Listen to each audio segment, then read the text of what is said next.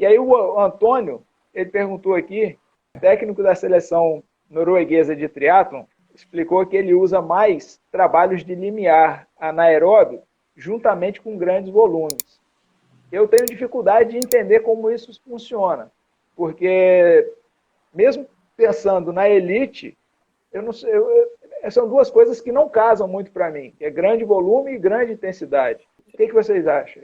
Eu estou um pouco por dentro, né? Porque é o meu esporte primário, que é o triatlon, e assim, os noruegueses estão bastante, tá como se fosse a seleção brasileira na década de 90, assim, é a referência em tudo agora, o que a Noruega faz, e a Noruega realmente adota a primeira coisa, assim, eles estão levando a ciência, basicamente assim, pegaram o PubMed e o que tinha de ciência produzida de esporte e resolveram aplicar. Foi um negócio assim, vamos dizer, o que a ciência diz, a gente vai aplicar e vamos ver o que dá. E investiram muito dinheiro, simplesmente começaram a ganhar tudo no triatlo. Então, talvez o caminho seja esse, né, para produzir desempenho esportivo. Mas eles usam testagem absurda de avaliação, a reavaliação e avaliação. Eles chegam a medir lactato 300 vezes no ano de um atleta, entendeu? Fazer medição do lactato. É teste em cima de teste, então eles controlam muito, há um controle muito forte de intensidade de treino. Não só do treino do intervalado de alta intensidade, mas principalmente do treino em baixa intensidade.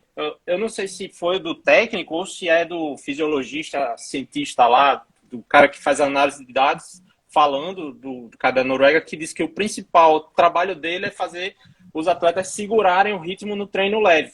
No forte, é só deixar os caras fazerem o que querem fazer, no treino forte. Agora, no treino leve, tem que estar lá o cientista, o treinador. Não, cara, vamos dar uma segurada. Talvez não seja esse ritmo, seja um ritmo mais leve. Então, eles controlam muito forte o volume e, assim, treinam 30 horas por semana. Entendeu? É uma rotina quase de expediente de escritório que o pessoal treina. Mas por que consegue treinar dessa forma? Porque há uma avaliação, reavaliação e medição de intensidade muito forte. Usam uma distribuição que, apesar do Silas ser norueguês e ele propagar tão forte o polarizado, eles usam distribuição piramidal, né? Eles treinam muito o sublimiar, né? Que é o tempo run, o sweet spot, lá o 90% lá do limiar. Eles treinam muito nessa zona, né? Que é a zona de ritmo de prova no triatlo olímpico. Mas talvez, eu não sei dizer, viu, se isso é na parte mais perto da competição ou se é na base eles estão fazendo isso. Eu não sei dizer realmente, é uma informação que eu não tenho. Mas também assim, triatlo quase não tem base esses caras, né? Deve ter base agora porque está o inverno lá no hemisfério norte, mas o período competitivo de triatlo é 11 meses no ano, né? Eles controlam muito a intensidade do treino nas duas pontas para poder treinar muito volume, muito volume. No ciclismo já é muito mais comum a gente utilizar, inclusive os atletas de elite, utilizarem o polarizado até mesmo em função do altíssimo volume que os caras treinam. Eu acredito que o polarizado beneficie mais, por exemplo, o ciclismo do que o triatlon, porque o triatlon ainda tem variação, o triatlon olímpico, mas não tem tanta quanto o ciclismo. A questão do ataque, você precisa ter uma capacidade anaeróbica muito alta para responder o estímulo durante a prova, né? Então, e no triatlon é uma natureza, principalmente esses caras que estão indo para longa distância também, que aí sim é uma prova basicamente aeróbica, 100%, a contribuição aeróbica é mínima, e aí ele se beneficia mais com o treino mais esticado, vamos dizer assim, ali abaixo do limiar, que é a intensidade de prova, né? Da maioria. É muito bacana, mas aí tem um detalhe que foi importante, né? Eu não consigo fazer isso com os meus atletas, porque são amadores, são à distância, a gente não consegue ter um controle da intensidade tão bacana, tão bem feito quanto é você ter um fisiologista, de um atleta de seleção, né, seja ela qual for, dentro dos esportes. Então, acho assim, que se o treinador conseguisse fazer o controle da intensidade, talvez fosse adequado, mas eu não consigo fazer. Então, assim, trouxe um detalhe importante sobre isso. Quais são os níveis, né? Fisiologicamente é possível, talvez adequado, eu tenho dificuldade de entender isso, mas você tem que ter o controle da intensidade, que é o mais difícil da gente ter hoje em dia, né? E aí, para casar com para a gente continuar aqui, teve um amigo, o Edson Nascimento, professor também de Educação Física, ele perguntou o seguinte: usar as provas no período de base pode servir como um treino de ritmo dentro da periodização? A gente pode pensar nisso de uma forma, um caminho adequado? Dá sim, eu faço bastante isso, colocar a prova como um tipo de treino ali. O que eu acho mais difícil é o atleta entender isso. Entender como, em que sentido? Porque quando você está se aproximando já visando o seu objetivo, às vezes não dá para você fazer um descanso para essa prova no meio da sua preparação. Quando a gente tem uma prova-alvo, a gente faz ali aquela semana de descanso, né? A gente dá um descanso para o atleta chegar bem, e faz aquele polimento. Então, se a gente for fazer um polimento a cada prova, talvez a gente perca um pouco de vista aquela prova-alvo. Talvez a gente perca um pouco de tempo de treino para aquela prova-alvo.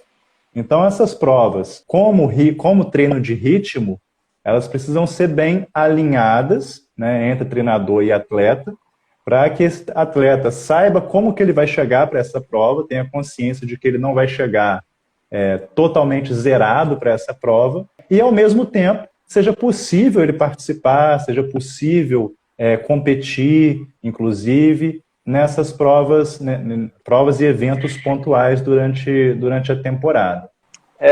Eu uso também essa parte das provas, como o pessoal colocou aqui, né, o treino de luxo, mas é importante lembrar exatamente isso, é um treino, né, não é uma prova que você vai ter a sua melhor performance. É um treino até para você adequar, por exemplo, eu agora estou treinando um amigo para uma prova de trail run. A gente está caçando prova para ele fazer esse treino de luxo dentro dessa período aí dos 6 meses, né? Usar as provas como treinos de luxo, assim, eu acho que é fundamental, porque assim você não perde o estar na prova, você treina exatamente como será a sua prova-alvo. Então, eu acho que isso é fundamental nesse momento da período de base, mas sabendo que não vai ser a performance. Vai ser um treino específico para a sua prova, né? E aí, para complementar, né, Vitor, tem também uma função, já que a gente está falando de período preparatório, o estar na prova é preparatório e afeta bastante, inclusive, a redução de ansiedade do atleta, né? Ele vai chegar na prova-alvo dele, vai ter feito lá 2, 3 provas que sejam bem parecidas com aquela prova-alvo que ele tem, então ele já chega psicologicamente melhor, ele já chega menos ansioso, né, por ter já tido essa experiência ao longo do caminho, né, e chega se conhecendo melhor, que é algo também que durante esse período de preparação a gente vai captando ali informações, vai gerando informações e autoconhecimento para lidar lá no final desse percurso todo, né? Algumas plataformas de treino falam, você faz uma prova A por ano, mas faz 3 provas B e faz várias provas C. Também definir a prioridade, né? E como o professor Léo falou, a questão do polimento, né? Do descanso que você dá, isso ao longo do tempo. Imagine o cara que vai fazer 10 corridas de 5 km no ano, se ele descansar uma semana para essas 10 corridas, ele basicamente deixou de treinar, de dar carga de treino, acho que 30% do ano, né? Então, isso afeta demais. Imagine parar de treinar agora e começar só a treinar em março, o quanto isso prejudica a evolução ao longo do tempo, né? A longo prazo. Então, saber escolher, por isso que é importante ter treinador, né? Que saiba colocar você na hora certa, no lugar certo, né? Também é muito importante. E isso acaba remontando ao que eu estava falando, né? A questão do planejamento, né? E da periodização. A periodização acaba ficando muito atrelada àquelas coisas dos ciclos, dos macrociclos, mesociclos, né? Coisas mais técnicas, mas o planejamento envolve a parte nutricional, né? Como também que a gente pode falar aqui, como não falar, porque nós não somos nutricionistas, mas como é importante também procurar essa orientação nutricional, já que também existe periodização nesse sentido, né?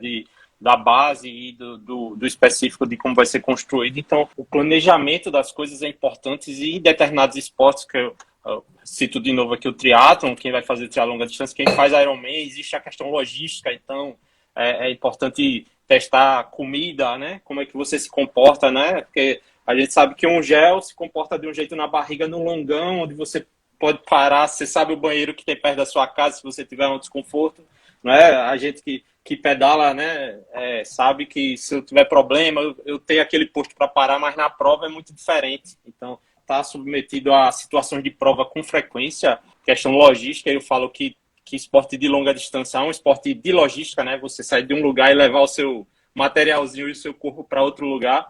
Eu sempre falo disso, então é importante estar com a estrutura toda afiada e só afia a estrutura quem faz prova, né?